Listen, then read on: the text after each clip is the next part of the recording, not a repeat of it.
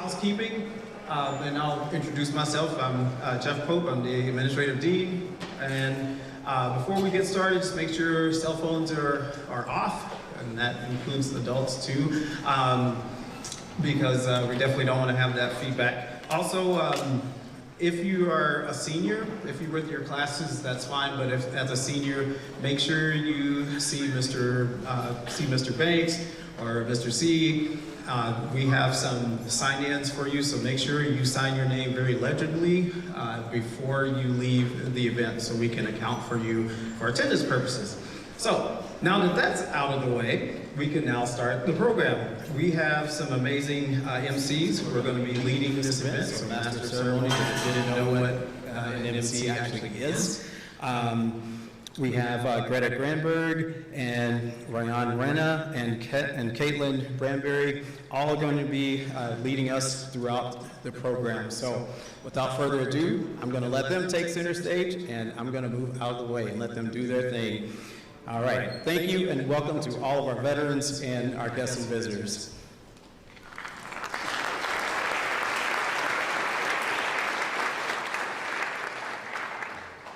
Good morning. My name is Greta, and I'm joined by Rayan and Caitlin. We are members of the student government organizations here at Edina High School. We would like to welcome you to our Veterans Day program.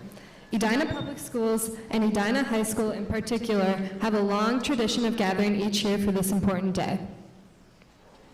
Whether you are here in FIC or watching from your advisory classroom, we ask that you afford all of our veterans respect by refraining from talking or using your electronic devices during the program. Please give your undivided attention to those participating this morning, and thank you in advance for being an attentive audience. Veterans Day is a day to recognize the accomplishments and sacrifices made by people who have served in our armed forces. It's a day for us to celebrate the difficult work they have done over the centuries. During our nation's history, millions of people have served in the armed forces. Veterans Day is celebrated on November 11th each year, as this was the day the armistice was signed, ending World War I. Over the years, this day has taken many different forms, but one thing has remained constant: honoring and recognizing those who have served our country as members of the military. It's important to note that Veterans Day honors all veterans who have served or are currently serving the armed forces. This includes those living and those who have passed. In contrast, Memorial Day, celebrated in May of each year, honors those individuals who passed away while serving in one of the branches of the armed forces. The theme for this year's program here at the high school centers around service, which includes service to your country, service to your community, and service to others. We will hear from a veteran about her experience, and this morning, music will be provided by concert band and concert choir, as well as the bel canto and cantamus choirs. We will also watch a video that gives a history of Veterans Day. Now, please rise and remain standing for a performance of our national anthem sung by our choirs. This will be followed by a rendition of America the Beautiful by our concert band.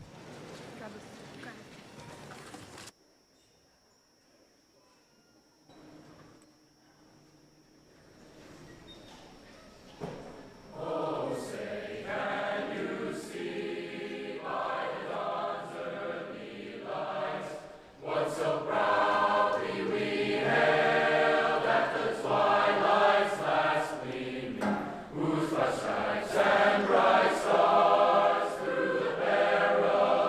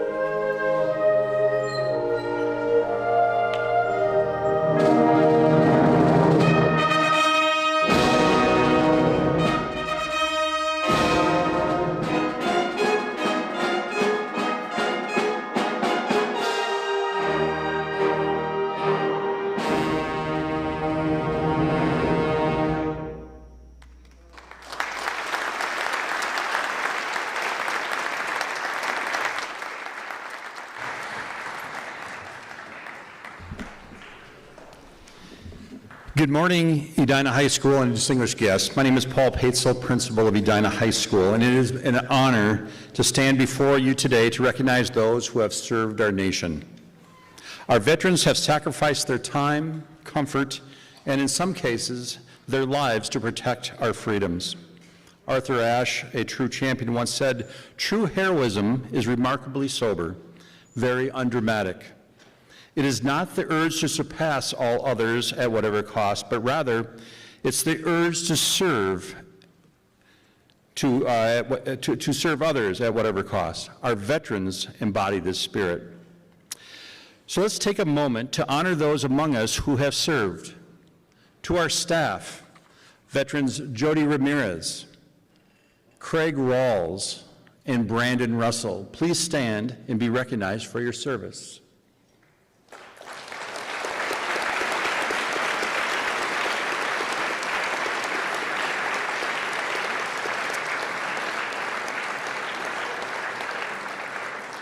To the veterans in our community who are here today, thank you for joining us, and please stand so we can express our gratitude for you as well. All right.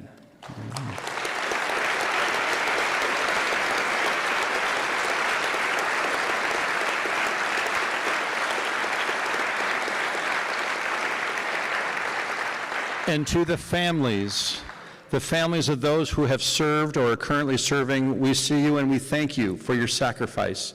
Please stand as well.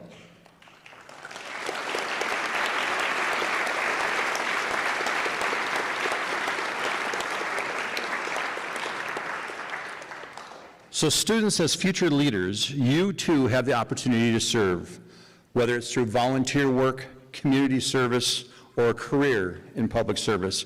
You can make a difference. Remember the words of Robert Greenleaf, who coined the term servant leader. A servant leader focuses on the growth and well-being of others. Our veterans exemplify this leadership style. Today's program, featuring our talented band and choirs, is a fitting tribute to those who have served. As you listen to their performance of Homeward Bound, let us reflect on the sacrifices of our veterans and the importance of service and community. Thank you.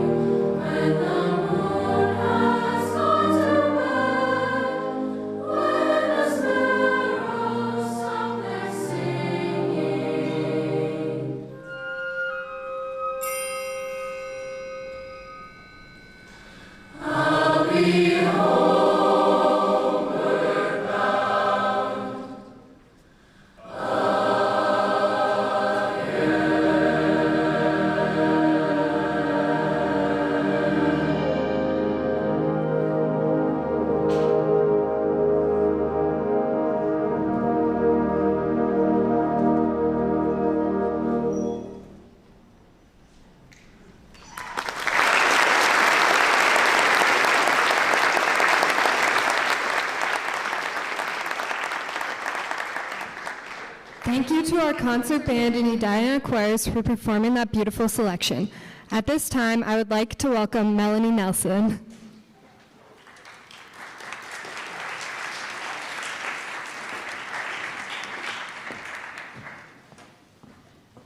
Good morning.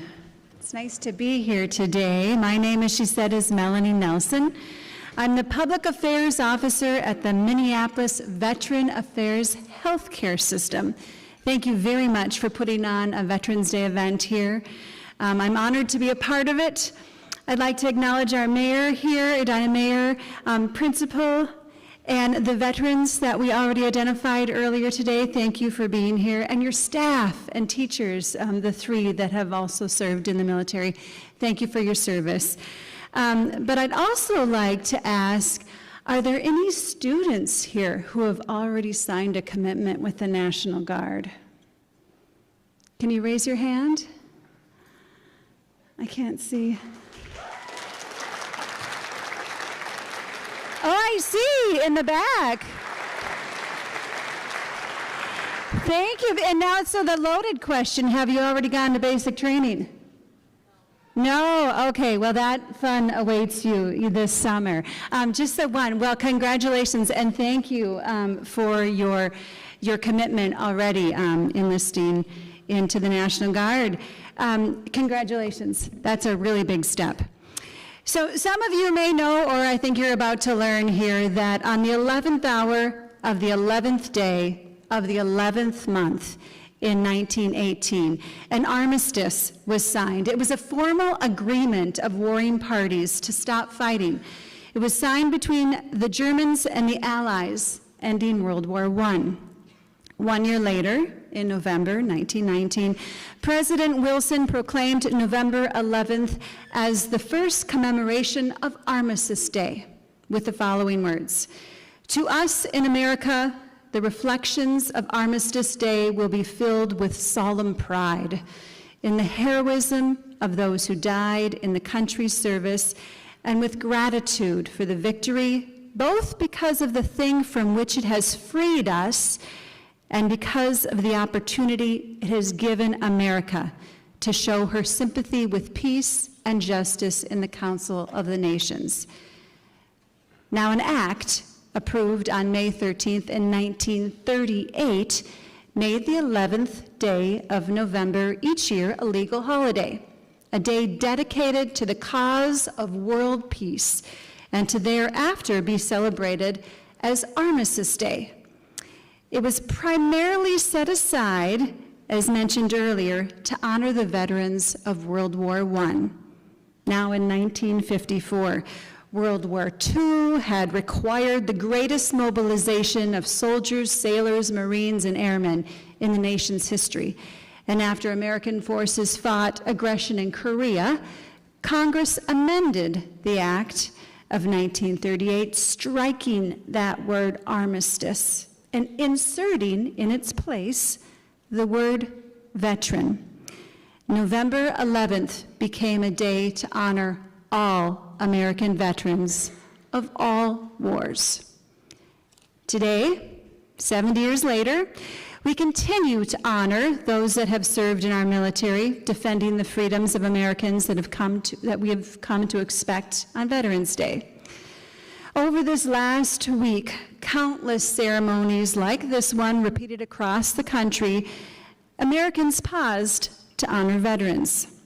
Those steadfast Americans who gave of themselves what no one day of tribute can ever truly honor, what no words of appreciation can fully or properly thank. Over the course of American history, veterans have stood for principles, ideals, and values far greater than the discomfort of any hardship. They risked losing everything for a cause worth risking everything. They were, and they are, citizen soldiers from all walks of life, native-born, foreign-born, representing the world's races and religions. They come from cities, large and small, from towns, villages, farmlands across America. They even come from Edina. Americans in uniform tenaciously are holding posts on lonely ridges. They've slogged through dense jungles. They fought in sweltering deserts and on high, icy mountains. They've spent long days and nights at sea and in the skies facing danger. Veterans sacrificed their youth, their time, their bodies, their health, and sometimes, as the principal said, their very lives, to sustain the foundation on which our country is built. Now, I have the great opportunity to meet these veterans every day in my work at the Minneapolis VA healthcare system. Our VA healthcare system serves 100,000 veterans, and that just covers the eastern part of Minnesota from Ely down to Rochester and a little slice of western Wisconsin. As a public affairs officer at the VA, I get a chance to tell the stories of these veterans. A couple of weeks ago, I interviewed a World War II veteran named Les. He joined the Air Force on his 19th birthday to get out of working for his dad on the farm. His B-17 bomber was shot down over Germany in 1954. And he spent 15 months as a prisoner of war, POW. He has gotten his care at the Minneapolis VA ever since he returned from service. And today, the staff just loves it when he comes around.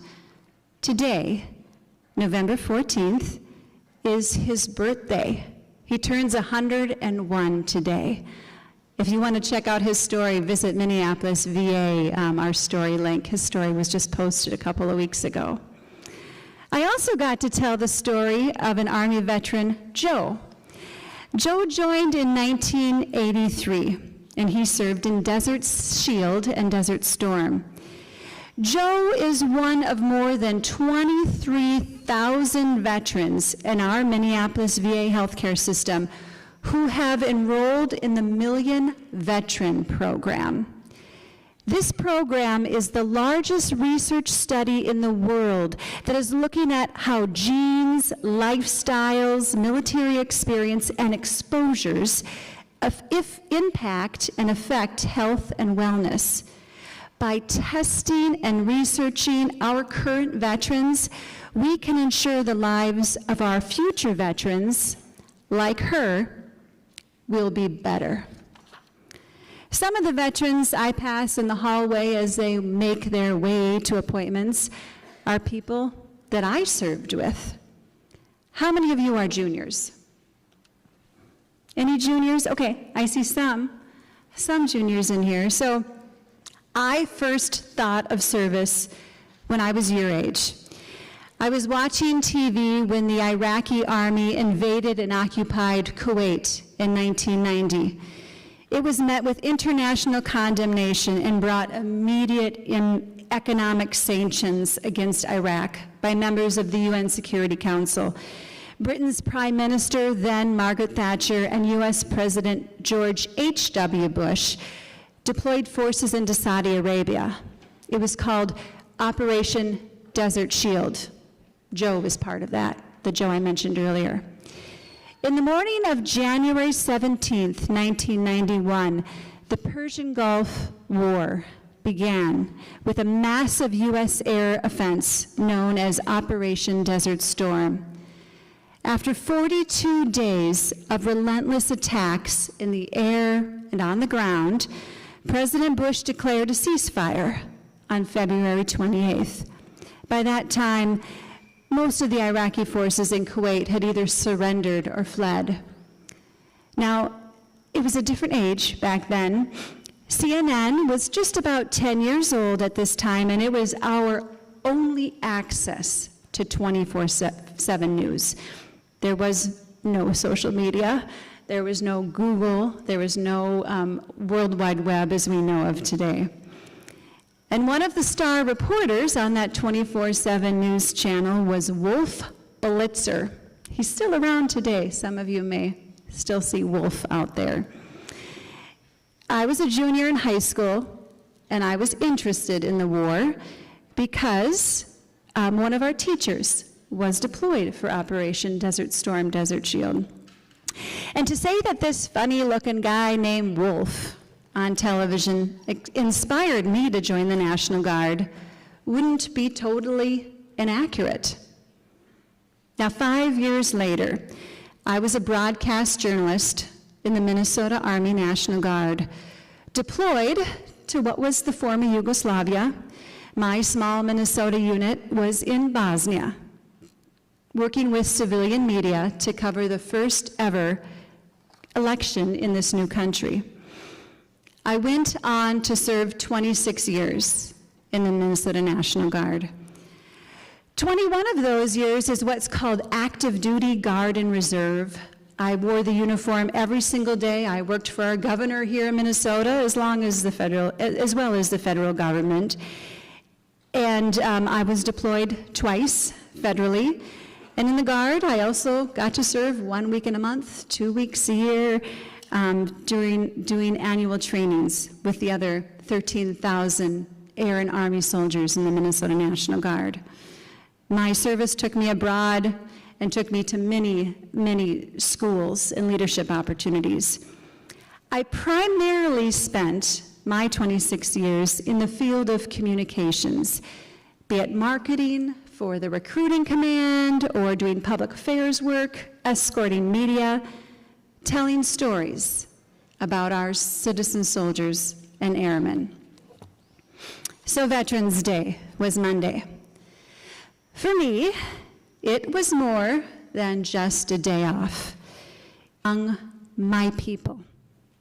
I went to my local Applebee's on Veterans Day with my father and sister, who also served, and I wore my olive drab Army-colored t-shirt, and I saw folks with their Air Force caps and their Marine red shirts on, mingled with some of those. 1% of Americans serve in our armed forces. We know she signed up already. More of you will to meet that 1% quota that we've been at for a long time. And more of you one day will join me on my day at Applebee's. Armistice Day began with a formal agreement of warring parties to stop fighting. And it has become a day to honor those who will never stop defending America's freedoms. Thank you.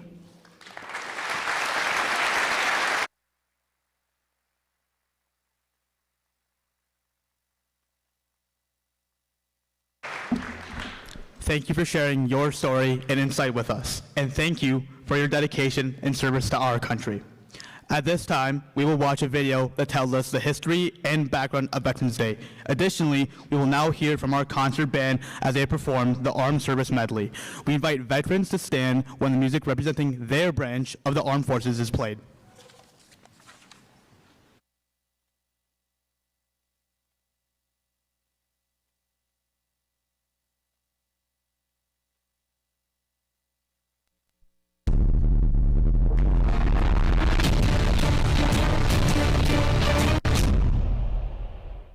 In the United States, November 11th is recognized as Veterans Day.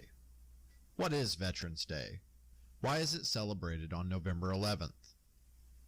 In the early morning hours of November 11th, 1918, why is it celebrated on November 11th? Which included France. In the early morning hours of November 11th, 1918, the Allied powers, which included France, Great Britain, the United States, and many others, agreed with Germany to end the fighting during World War I. Later that day, an official armistice or ceasefire was signed. In fact, the armistice was signed in Paris at 11 a.m. on November 11th of 1918. the 11th hour of the 11th day of the 11th month. This date was almost instantly recognized as being an important one. The following year, in 1919, many nations declared November 11th a national holiday. The day became known as Armistice Day and honored those who had died during the war. Many nations still honor Armistice Day, and the focus of the holiday is placed on soldiers who have lost their lives, similar to the American holiday of Memorial Day. There are several different traditions associated with Armistice Day. For example, some nations still observe a moment of silence, usually for 2 minutes, at 11 o'clock in the morning. The first minute is said to honor the millions who died during World War I. The second minute is for the living who were also affected by the war, including wives, parents, and children. There are also significant ceremonies which take place in South Africa and Australia, as both nations were profoundly impacted by World War I. In South Africa, they observe the moment in darkness as well as silence. In Australia, instead of 11 o'clock a.m., they observe their moment of silence at 9 o'clock p.m. This is because at 9 o'clock p.m. in Australia, it is 11 o'clock a.m. in Paris.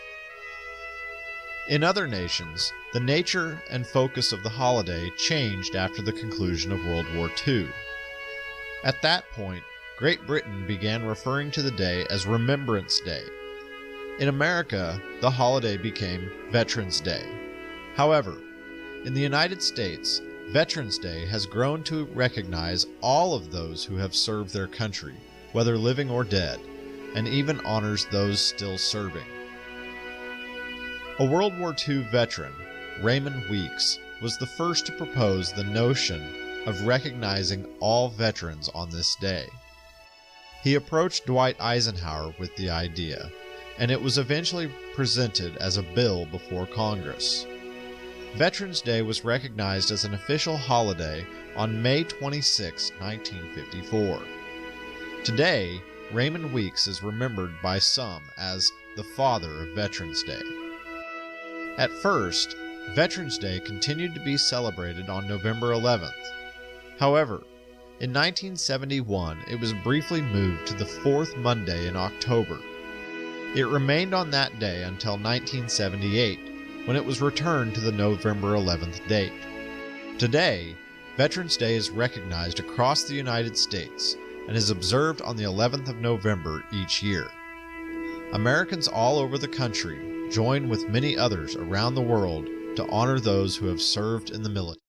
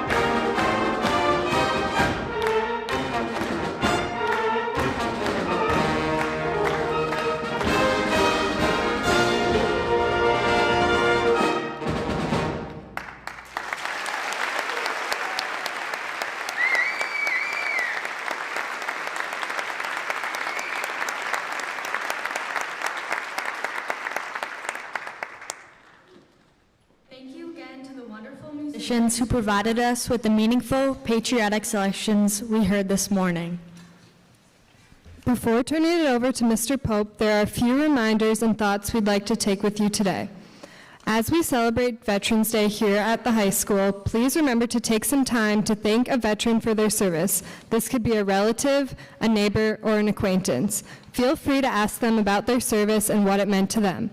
Also, feel free to participate in other events that recognize and honor our veterans. We'll now hear from Mr. Pope with our closing remarks.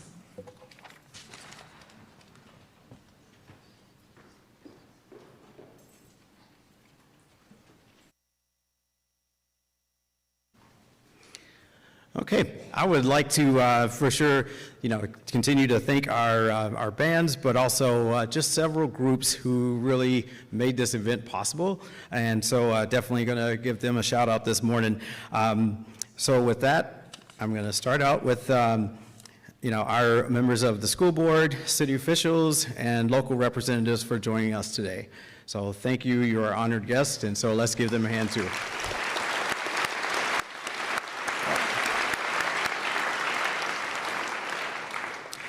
Thank you to Paul Kyle, Chris Piela, the directors, the concert band, and the bel canto and cantamus choirs for their wonderful performances. So let's give them definitely a round of applause too.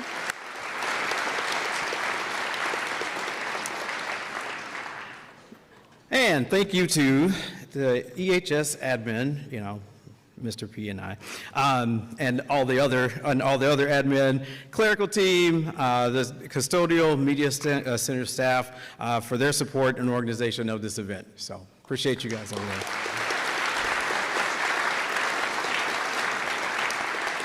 All right. And this is the first year that we've actually had both student council and senate, combined do their work to do this work. And so as greeters, as MCs, thank our MCs as well for their work this morning, and specifically Rayan, Caitlin, and Greta, and they did an excellent job, so let's give them a round of applause too.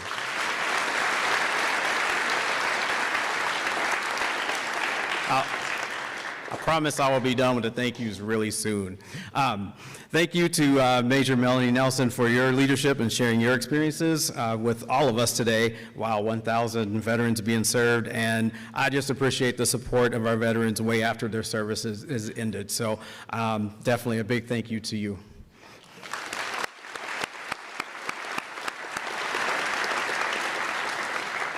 Thank you to our social studies classes, and our senior class at Edina High School for being such an attentive audience. You all did an excellent job. Don't forget, seniors, make sure you sign the sign-out sheets or sign-in sheets so you get credit for being here. And also for those who are live streaming, we thank you for being here as well. And thank you to all of our veterans, families who are here for your service to our nation. And for sure, let's give them one loud round of applause.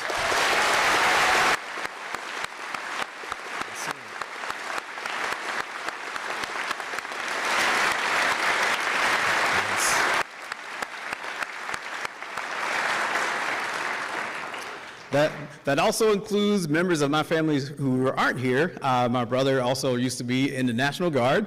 He was actually a tank driver, so and he actually sent me some pictures the other day, and I figured I wouldn't embarrass him by putting them up there. But people like that, and so I say that because it's so important that each of us have people in our family or extended families who've done service as well. So that's super important to let them know how much we appreciate them. Thank you for attending our veterans service today, and be well. Don't forget to thank a veteran for their service, and just continue to let's continue to give them applause on the way out. And thank you very much. All right, you're dismissed.